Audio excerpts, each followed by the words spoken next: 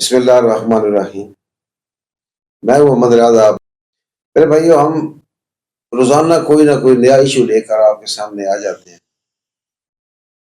خاص طور پر جو ہمارے ملکی حالات ہیں اس پر کوشش کرتے ہیں کہ آپ کو آگاہ کریں، آپ کو انفارم کرتے رہیں کہ کیا حالات ہیں۔ یوں تو اب ہماری ضرورت نہیں ہے اتنی، سوشل میڈیا بھرا ہوا ہے، ہر بندے کے پاس موبائل ہے، ہر بندہ اپ ڈیٹڈ ہے، تو اس میں ایک یوں ہی سمجھ لے کہ ہم تو صرف اپنی ایک حاضری لگوانے کے لیے اپنا یہ چھوٹا موٹا جو رول ہے وہ ادا کرتے ہیں۔ آج میں ذرا اس ساری چیزوں کو بالائے طاق رکھ کر ایک اور ٹاپک کو لے کر آ رہا ہوں جس سے ہم اکثر غافل ہیں، جسے شاید ہم بھول گئے ہیں یا ہم یاد رکھنا نہیں چاہتے۔ اب میں سوچ رہا ہوں کہ تو کوئی ایسی بات کی جائے جس سے کسی کو، عام آدمی کو فائدہ ہو، جس سے کم از کم تھوڑی بہت ہماری اصلاح ہو سکے۔ ہم تو خود گناہ گار ہیں۔ تو میں آج ایک بات پوچھنا چاہتا ہوں اپنے ناظرین سے۔ جب انسان فوت ہوتا ہے، اس دنیا سے رخصت ہوتا ہے، کیا کبھی آپ نے روح کو دیکھا ہے نکلتے ہوئے؟ نہیں نہ دیکھا، وہ نظر ہی نہیں آتی کسی کو۔ لیکن اللہ کے فرشتے آتے ہیں اور وہ روح قبض کر کے لے جاتے ہیں۔ اس کے بعد کیا ہوتا ہے؟ آپ کے جسم میں جو طاقت ہے، جو روب ہے، دبدبہ ہے، جو لوگوں کو زیر کرنے کا تماشا ہے،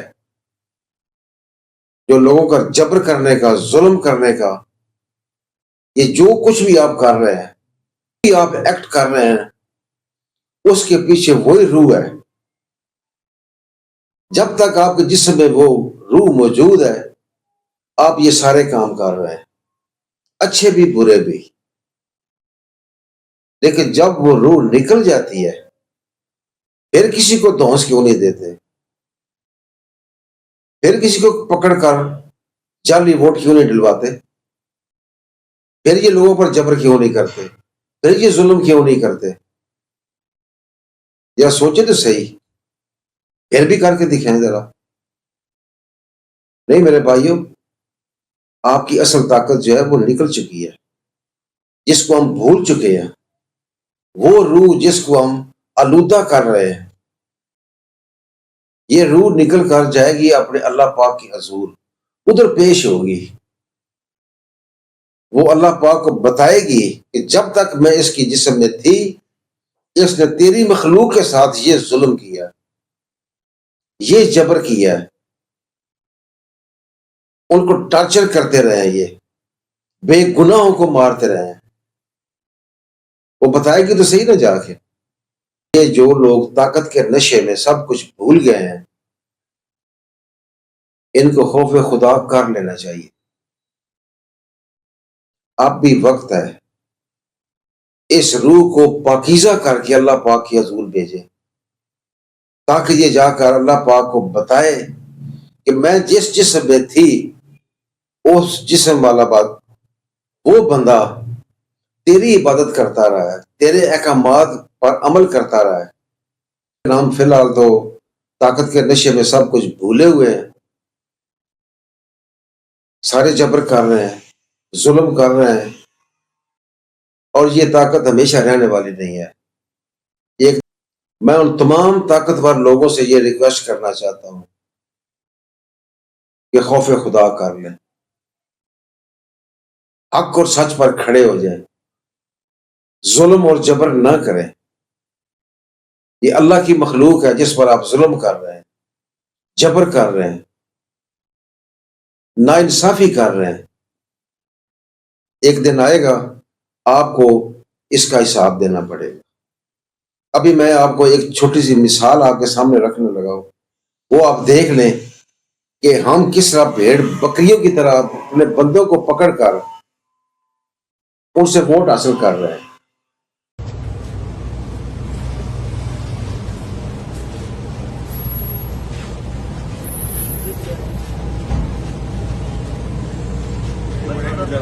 سر آپ اپنی مرضی سے ووٹ دے رہے ہیں سر؟ سر آپ اپنی مرضی سے ووٹ دے رہے ہیں؟ جگہ دے جی جگہ دے اچھا آپ کو کچھ دباؤ تو نہیں ہے؟ جگہ دے دباؤ تو نہیں ہے سر؟ کسی نے اغوا تو نہیں کیا ہوگا؟ کسی نے اغوا تو نہیں کیا ہوگا؟ گھر سے آ رہا ہوں گھر سے آ رہے ہیں تو آپ لوگ کہتے ہیں کہ آپ اغوا ہو گئے ہوئے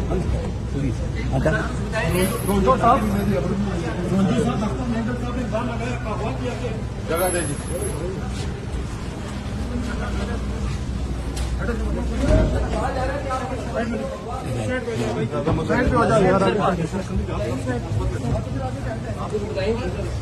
میڈم کیا آپ اپنی مرضی سے ووٹ دیں گی؟ بتائیں گی آپ کے پارٹی لیڈر کہہ رہے ہیں کہ ان کے ڈاکٹر مینگل صاحب یہاں موجود ہیں، وہ کہہ رہے ہیں کہ میرے ارکان کو اغوا کیا گیا، کہ یہ بات سچ ہے؟ میڈم آپ اپنے گھر سے آ رہی ہیں میڈم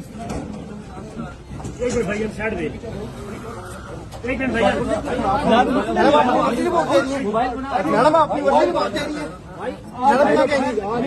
یار آپ بدتمیزی نہ کرو یار، اپنا کام کرو، بدتمیزی مت کرو۔ بدتمیزی کیوں کر رہے ہیں؟ بدتمیزی کیوں کر رہے ہو؟ چھوڑو آپ کیوں کر رہے ہو؟ ہاتھ دبا لو۔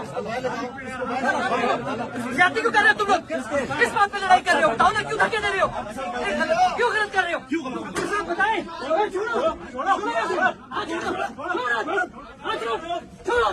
بدماشی مت کرو سر، بتائیں سر، سر اپنی آواز بتائیں سر، بتائیں سر۔ ڈاکٹر مینگل صاحب یہ کہہ رہے ہیں کہ وہ آپ کو اغوا کیا گیا تو آپ دیکھیں ذرا کس طرح ہم جبر کر کے طاقت کے نشے میں طاقت کے ساتھ ان مظلوموں کے ساتھ ظلم کر رہے ہیں، اور اپنی طاقت کو برقرار رکھنے کے لیے، ان کا ووٹ حاصل کرنے کے لیے ہم ان کے ساتھ کیا کر رہے ہیں۔